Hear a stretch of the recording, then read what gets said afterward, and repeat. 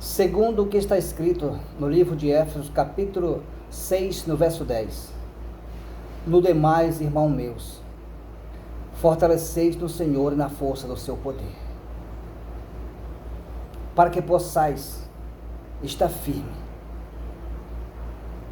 porque não temos que lutar contra a carne, e nem contra o sangue, mas contra os principados, as potestades, os príncipes das trevas deste século, e contra as hortes espiritual da maldade nas regiões celestiais. Portanto, tomai toda a armadura de Deus, para que possais estar firme no dia mau, tendo cingido os vossos lombos com a verdade, e vestido-se com a couraça da justiça,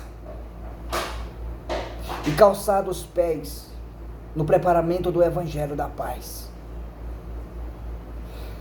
tendo sobretudo o escudo da fé, o qual podeis apagar todos os dardos inflamados do maligno. Também o capacete da salvação e a espada do Espírito, que é a palavra de Deus. E havendo feito tudo isso, fica firme. Porque a nossa luta não é contra o próximo. A nossa luta não é contra o nosso semelhante, mas é contra os espíritos da maldade, os príncipes das trevas que operam nas regiões dos ares, os príncipes das trevas que comandam as nações, reinos da terra. Esse é o nosso adversário, essa é a nossa luta, e nós só podemos combater os príncipes das trevas, os principados, os comandantes dos ares, que opera através das legiões, das hortes espirituais da maldade, somente se tivermos vestido de Deus. O apóstolo Paulo diz que precisamos se vestir de Deus, se vestir das armas de Deus, para resistir e vencer os adversários. Porque não é com força bruta, porque não é com força humana, e nem com sabedoria humana, e nem com riquezas físicas humanas que vencemos o mal, mas somente com as armas de Deus. Somente com as armaduras de Deus nós possamos vencer o mal que está operando sobre este século. E quais são as armas de Deus? As armas de Deus, o apóstolo Paulo diz que precisamos estar vestidos com as armaduras de Deus. Primeiro, estás firme, depois que se vestir das armas de Deus. Estás firmes, vestindo-se com a verdade, cingindo os vossos lombos com a verdade, vestindo os vossos lombos com a verdade. Os meus lombos, o meu corpo tem que estar coberto, tem que estar cingido. A palavra de Deus diz que a verdade é o cinturão dos seus lombos. A verdade é o cinturão dos seus lombos. João viu Jesus em Apocalipse. Ele trazia um cinturão de ouro no seu peito. Isaías escreveu dizendo que a verdade era o cinto dos seus lombos. Então temos que estar cingido com o cinturão da verdade. Temos que estar cingido com a verdade, vestido com a verdade, cingido com a verdade. Se não tiver verdade em nós, seremos derrotados.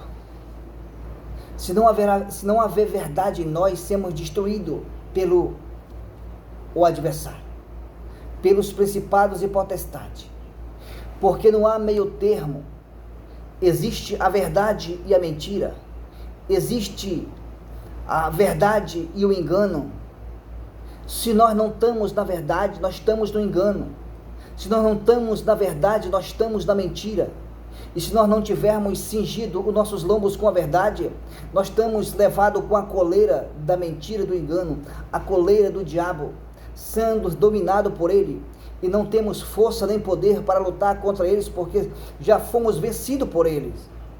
Mas se nossos lombos está revestido com a verdade, ele não pode contra a verdade. Essa é a primeira armadura de Deus, a verdade. Jesus é a verdade. E quando nós estamos vestidos com a verdade, cingidos os nossos lombos com a verdade, nós estamos vestidos de Cristo. Cristo está sobre nós. Segundo, ele disse, tais também vestido, revestido, vestido com a verdade, e agora por fora revestido com uma couraça, um couro, uma couraça. Essa couraça é da justiça, com a couraça da justiça, revestido com a couraça da justiça. Estamos revestidos com a couraça da justiça. Verdade e justiça. Verdade e justiça. Jesus é a nossa justiça. E também ele nos fez justiça. Deus nos fez justiça em Cristo. Então estamos vestidos de justiça. E então o diabo não tem poder contra aqueles que estão vestidos da justiça. Vestido da verdade, vestido da justiça. Vestido da verdade, não há engano em sua boca, não há mentira em sua boca. Há somente sinceridade, fidelidade. Se não haver isso, já somos escravos do diabo. Todo aquele que não há verdade em sua boca já é escravo do diabo. E contra ele não tem poder nem autoridade. Aqueles que também não têm a couraça da justiça sobre os seus lombos. A couraça da justiça é a retidão, é a igualdade, a humildade, justiça, a igualdade, justiça de Deus, vestido da justiça. Você sabe o que é injusto? Você sabe o que é injusto? Então não pratica aquilo que não é justo. Pratique somente o que é justo, porque você sabe o que não é da justiça. Isso não é justo. Quando você pensa, isso não é justo, o que estão fazendo comigo não é justo, então você não deve fazer com ninguém isso, porque é injustiça. É injustiça tirar vantagem dos outros, é injustiça pegar aquilo que não nos pertence, é injustiça lucrar em cima do suor ou do trabalho dos outros, é injustiça dividir um peso maior para um lado e um menor para o outro, é injustiça eu dividir ganhando mais e dando menos para o outro, é injustiça. Jesus disse que o reino dos céus é semelhante ao homem, pai de família, que assalariava os trabalhadores na sua vinha. Um começou de manhã, o outro começou 4 horas, 5 horas da tarde, mas o que recebeu o salário, que trabalhou o dia todo, foi a mesma quantidade, recebeu que trabalhou 1 hora só. E o que trabalhou o dia inteiro disse, indignado, eu suportei a fadiga do sol, e esse também chegou 1 hora para terminar o trabalho, recebeu tanto que eu. O pai da família disse, moço, você acertou comigo esse salário, então toma o que é teu e te retira, porque eu quero dar a este que trabalhou 1 hora o mesmo tanto que eu te dei. Ou não é lícito fazer com o meu dinheiro o que eu quero? Justiça, mesmo aquele trabalhando 1 hora, o pai da família assalariou igual o que trabalhou o dia inteiro. E disse Jesus, assim também será na consumação deste século. Muitos primeiros serão os últimos e muitos últimos serão primeiros. Muitos foram chamados, mas não entrarão, porque poucos vão ser os escolhidos. Então justiça é isso.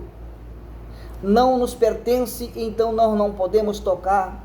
Não nos pertence, não podemos se aproximar. Justiça de Deus. Então, ele disse também: estás firmes tendo o capacete da salvação, para que os dados do diabo não sejam penetrados na sua mente, as flechas do maligno não sejam prejudicial à sua mente. Está protegido a sua cabeça, ao seu ouvido, ao seu nariz, à sua boca, aonde tem acesso para os espíritos imundos entrarem. Entra através do olho humano, entra através da boca humana, entra através do ouvido humano, entra através do nariz humano. Os espíritos malignos entram no homem por essas portas, pelos sentidos do homem, porque ele sente ao ver. O que os olhos não vê, o coração não sente, e o que ele vê e se agrada, os espíritos malignos acha brecha para entrar pelos seus olhos. E quando ele cheira aquele odor do inferno, também os espíritos malignos entram pelo nariz. E quando ele ouve coisas perversas, os espíritos malignos entram pelo seu ouvido. E quando ele fala coisas torpes, o espírito maligno entra pela sua boca. Então o capacete da salvação é para prevenir as entradas dos espíritos malignos. Então aí ele pode estar firme. E tendo também o escudo da fé, o qual apaga todos os dados inflamados do maligno, toda inflamação, todo aquilo que o maligno atingiu e está inflamado, ele apaga. O escudo da fé, a defesa dos cristãos, o escudo da fé, e também a espada do Espírito, que é a palavra de Deus. O escudo da fé é a defesa, a palavra é o ataque. A palavra é o ataque. A mesma palavra gera o escudo da fé, porque com ela nós se defendemos e nós atacamos. Então estás firme, tendo cingido os vossos lombos com a verdade. Estás firmes, tendo cingido os vossos lombos com a justiça, com o capacete da salvação, calçado os pés com o preparamento do evangelho da paz, e também com o escudo da fé e a espada do Espírito. Este é o soldado que vai ficar de pé, e os demais estarão caídos, porque estão sendo dominados pelo diabo e pela vontade deste século, pelos espíritos malignos, principados e potestades, príncipe das trevas, hortes espiritual da maldade que opera neste século. Graça